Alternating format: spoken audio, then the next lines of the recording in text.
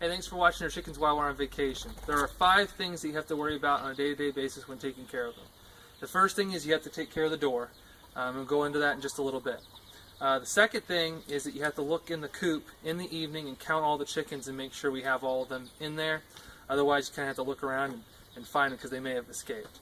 The other thing is you got to check your eggs. You can check that once a day, or you can check that one time in the morning and then one time in the late afternoon.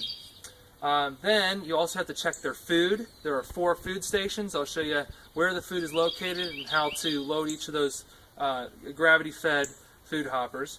And then the last thing is you have to check their water. There are 2 water fountains. One is in the large chicken run, and then one is in the smaller chickens run. And so those are the 5 things you have to worry about.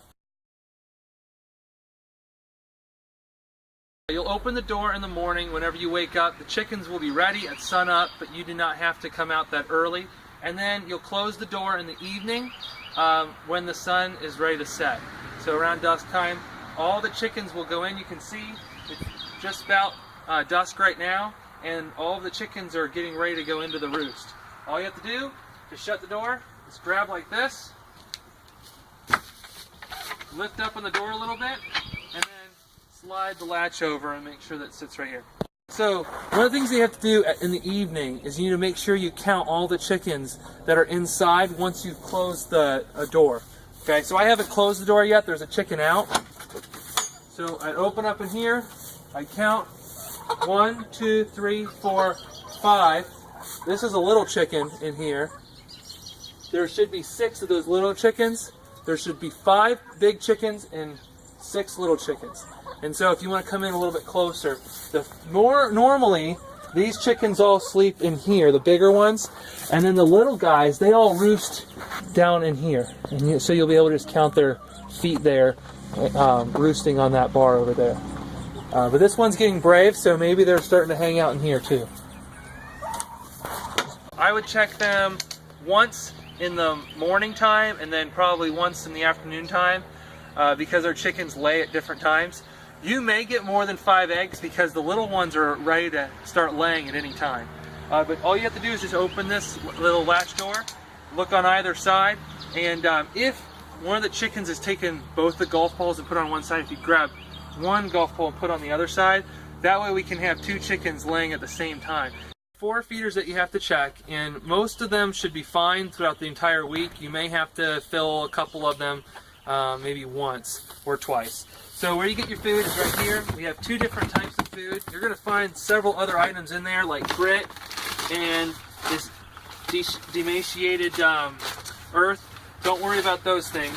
Just worry about these 2 bags. The first is crumbles. The crumbles right here, those can go in any of the feeders.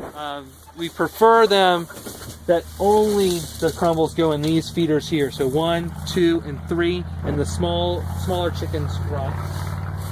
And then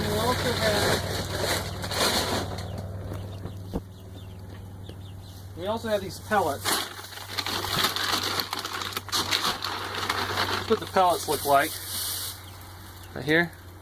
Now, those, really they could go in those, but I'd prefer them just to go into the larger feeder if we're going to use the pellets at all. So come on over here, and then we're going to show you these. Inside here, you can see these birds are already starting to roost, but all you have to do is take scoops and pour that in this little gravity-fed feeder as well. Next thing I'm going to show you is water. So there are 2 watering stations. The first is inside this run right here.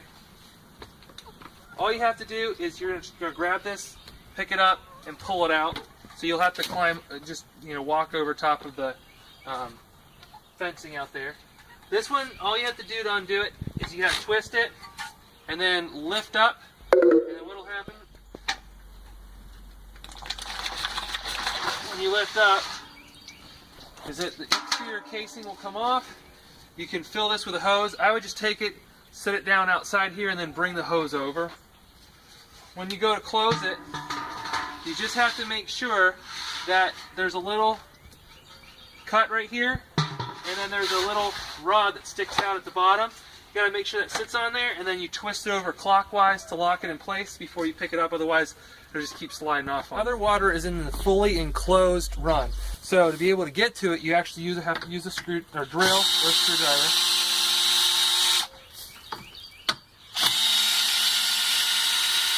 You want to zoom in just so you can see where those screws are, because there are other screws. So these two don't need to come out, just this one right here. These two right here do not need to come out, just this one right here. Once you have it out,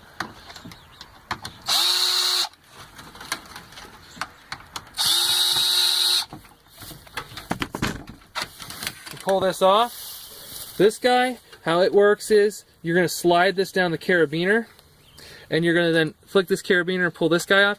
And there's a plug on the bottom that you open up, and then you have to fill this while it's upside down.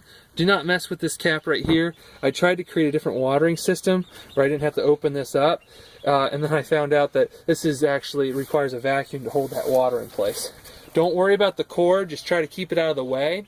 That is for the winter time, so that this is heated so that the water doesn't freeze over in the winter. And once you're done, just go ahead and screw that back in. That way we keep critters out of here.